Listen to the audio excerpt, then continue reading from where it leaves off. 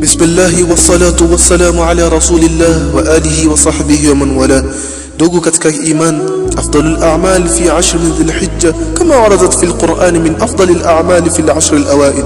Ndugu yao katika iman, matendo ambayo kwamba ni bora sana wewe kuyatenda kwenye siku 10 za Dhul-Hijja kama jinsi ilivyokuja kwenye Qur'ani na Sunna, ni matendo ambayo kwamba unakuja kuyatenda hapa kwenye hizi siku 10.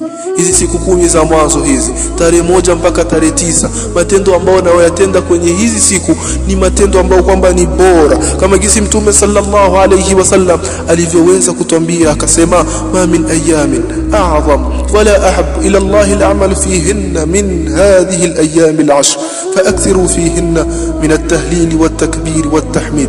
Ndio katika imani Mtume anatuambia hakuna matendo ambayo kwamba ni bora yana utukufu mbele ya Allah subhanahu wa ta'ala, na anayapenda sana matendo hayo kuyatenda kama matendo ambayo kwamba tunatenda kwenye hizi siku 10.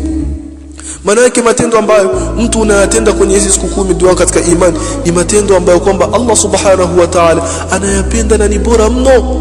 Ni bora mno. Sasa ndugu yangu katika imani, jambo la kwanza ambalo kwamba upupie na ushikamane nalo sana, as-sala kwa wakati wake. Swala kwa wakati wake, kwa kutekeleza swala ndugu yangu katika imani kwa wakati wake, kuzidisha kuhifadhi sana sunanur rawatib, sunna ambazo kwamba zimepangwa. Pia kuzidisha sunna ndugu yangu katika imani, mfano swala za duha usiziache zikupite, qiyamul layli usiku, amka sawa na uwezo ndugu yangu, amka usali usiku.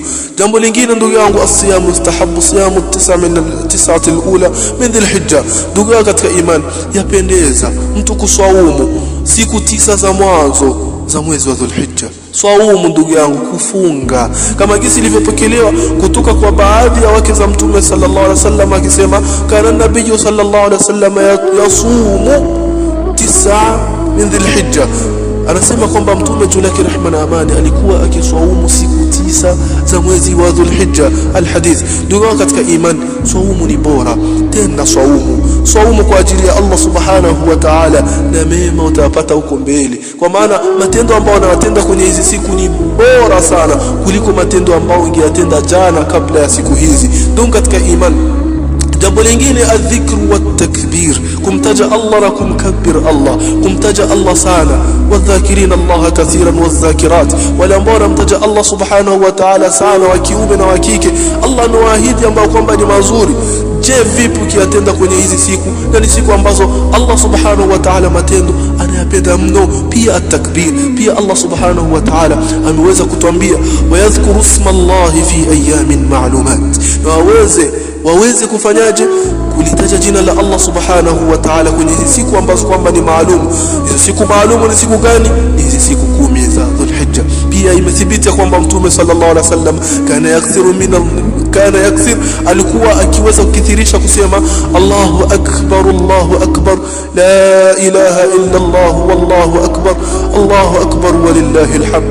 Ni maneno ambayo kwamba Mtume sallallahu alaihi wasallam alikuwa akikithirisha kuyataja maneno, ndio ile kumkabir Allah subhanahu wa ta'ala. Pia ilithibiti kwamba Ibn Umar na Abu Huraira walikuwa wakipita masokoni huko, wakitoka kwenye hizi siku 10 wakitoa takbira, wakisema Allahu akbar, la ilaha illa Allah, wallahu akbar walillahil hamd, wakizitoa takbira. Wayukabbiru an-nas bitakbirihima, walikuwa watu wakiweza kutoa takbira kwa takbira zao ambazo kwamba wao walikuwa wakizitoa, yani ule mfumo wa takbira ambao kwamba walikuwa wakiutumia, na watu huo walikuwa wanafanyaje? Walikuwa wanautumia, na ni miongoni mwa sunna ambazo kwamba zimehamwa, watu wanakuwa tena hawazitendi, na ni bora sana ndugu yangu katika imani kuyatenda haya. Pia ndugu yangu, pia dhikri miongoni mwazo Mtume sallallahu alisema, faakthiru fihinna min at-tahlil. Pia Mtume sallallahu ametuhusia tuweze kukithirisha kusema la ilaha illa Allah sana, wa takbir, na kusema Allahu akbar kwa sana, wa tahmid, na kusema alhamdulillah, kumuhimidi Allah subhanahu wa ta'ala kwa sana kwenye haya masiku, kwa sababu haya masiku ni bora mno. Lazima mtu tuyafanye matendo yaliyokuwa mazuri, ili mradi kwa Allah subhanahu wa ta'ala tupate cheo na nafasi iliyokuwa nzuri. Pia ndugu yangu, usisahau kutoa sadaka sana. Jambo lingine, sadaka. Toa sadaka shekhe, wachinjie watu kwamba watu hawa ni wa masikini, patie chakula wale, watu unaona kabisa hali yao haiko sawa. At-tabarruat, jitolee kwa ajili ya Allah subhanahu wa ta'ala. Qira'atul Qur'an, usisahau ndugu yangu Muislamu kusoma Qur'an. Jalia nafasi, jalia wird, kiwango fulani cha Qur'an uweze kukisoma kwenye hizi siku. Kiasi na uwezo usiache kuisoma Qur'an.